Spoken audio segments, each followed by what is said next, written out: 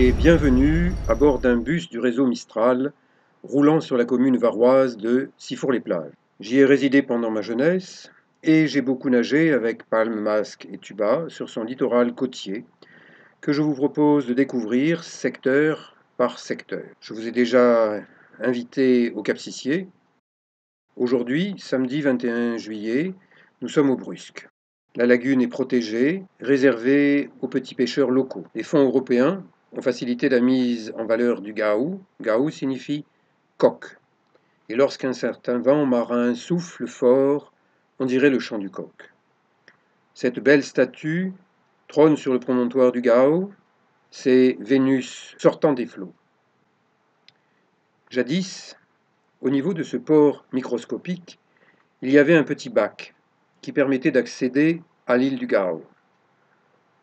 Aujourd'hui, une belle passerelle relie le Gao au Gao.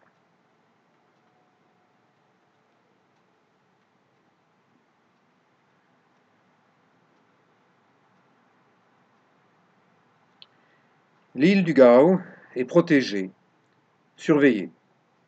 C'est le territoire des cigales et des plantes méditerranéennes poussant le long de rochers escarpés, où le schiste est majoritaire. Les pins sont coiffés par le vent dominant, le Mistral, et décoiffés par le vent d'Est. Les agaves vivent un quart de siècle. Marcher sur l'île du Gao se fait sans se presser, car, à chaque pas, le décor change avec comme trait d'union la grande bleue, qu'il ne faut pas prendre à la légère. Chaque petite calanque est unique, différente de ses voisines. Tous les rochers valent la peine qu'on s'y arrête un instant pour en admirer la beauté.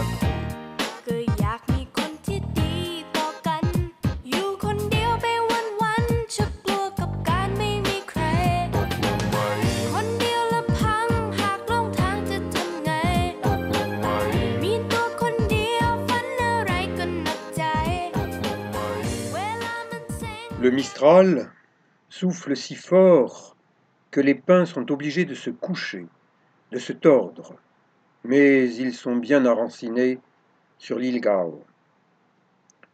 Je continue à marcher vers l'ouest, en direction de l'île voisine, celle des Ambiers, où repose M. Paul Ricard.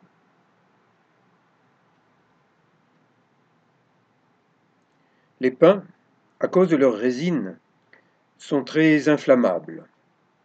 Le risque d'incendie est important. Il est interdit de fumer sur l'île du Gao.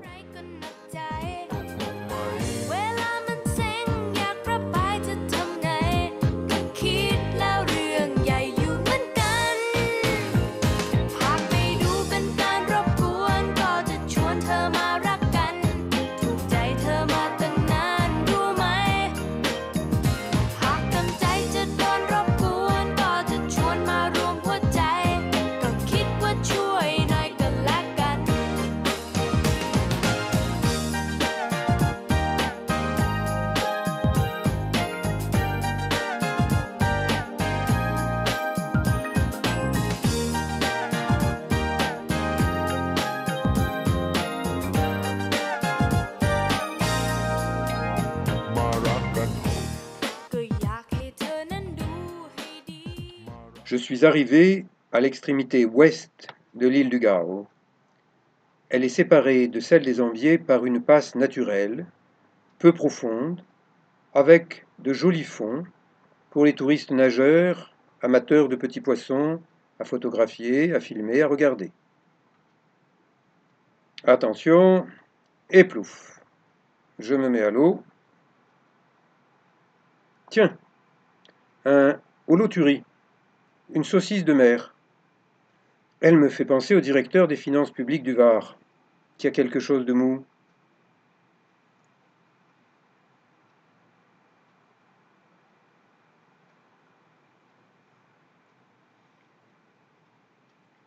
Dans très peu d'eau, là où la visibilité est la meilleure pour photographier et pour filmer, j'observe les fonds à la recherche de poissons à immortaliser. Aujourd'hui, ils sont aux abonnés absents. Mais en palmant plus loin, j'espère en rencontrer qui voudront bien que je tire leur portrait.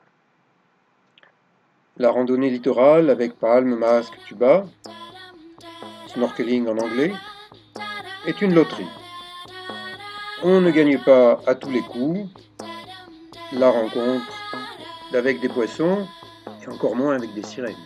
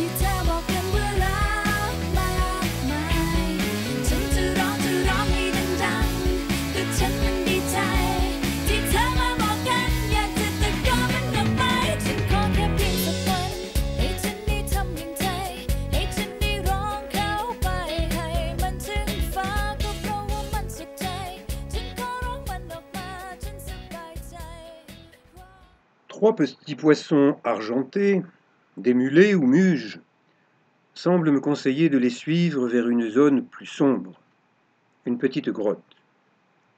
Je m'y engage prudemment, en ouvrant grand mes yeux pour m'adapter à l'obscurité progressive. Je n'ai pas de torche, mais je vois assez bien pour progresser, au ralenti, en confiance. Il n'y a pas de danger particulier. Je ressors en nageant aussi tranquillement que je suis entré. Et je poursuis ma chasse photographique, sous l'eau comme sur les rochers. Nager est apaisant, relaxant. C'est une forme de yoga aquatique.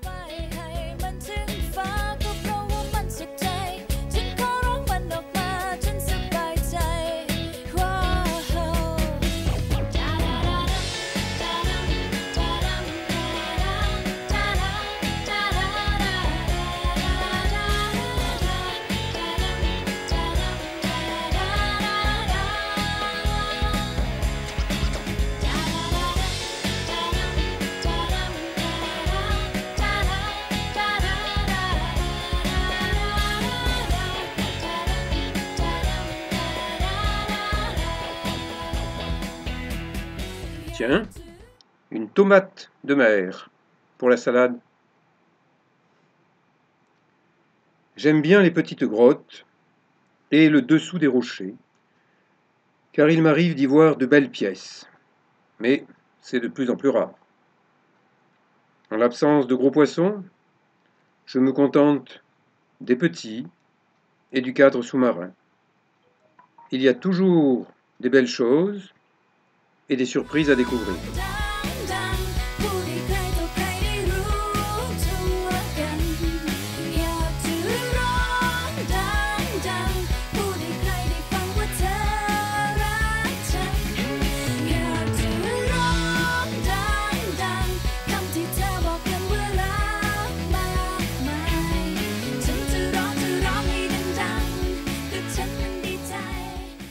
Encore une tomate et même un petit crabe dans les parages.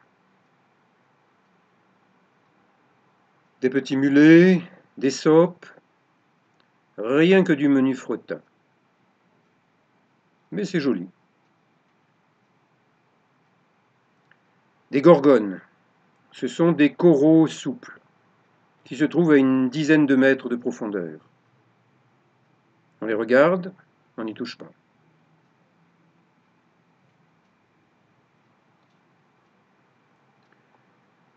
Ces trois chasseurs sous-marins puissamment armés ont fait une prise. C'est maigre, mais c'est mangeable sans doute. Les chasseurs ne sont pas véganes.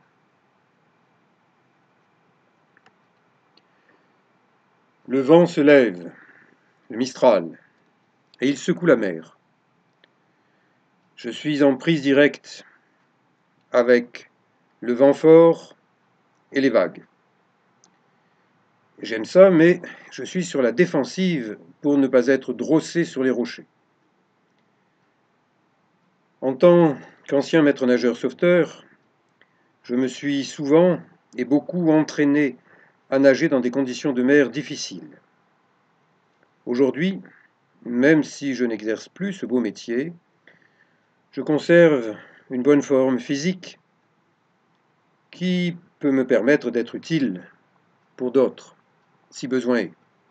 Mais avant tout, ma forme me permet de nager presque partout là où je veux.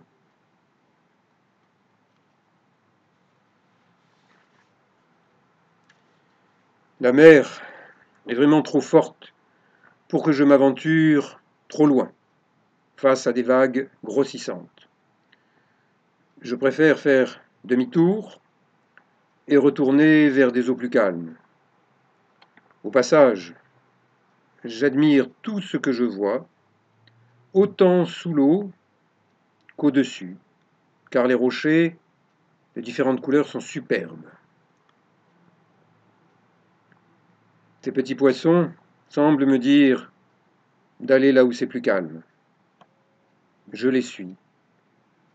J'observe les fonds, les creux, les bosses.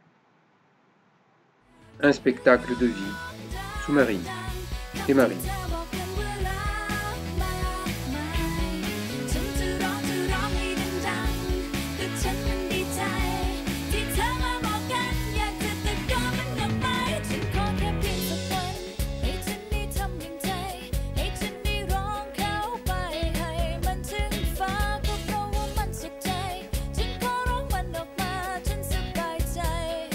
Bonjour Gabion, cet oiseau est un albatros provençal adulte.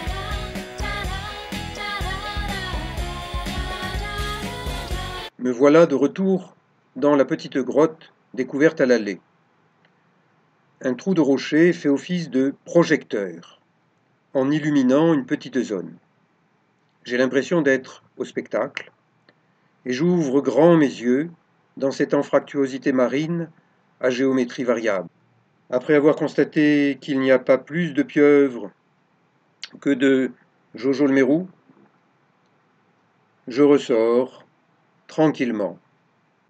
Si vous êtes bon nageur, avec palme, masque, tuba, et que ce genre d'aventure côtière vous intéresse, contactez-moi et nous pourrons nager ensemble pour le plaisir. Peut-être pourrons-nous jeter les bases d'une association sportive à but non lucratif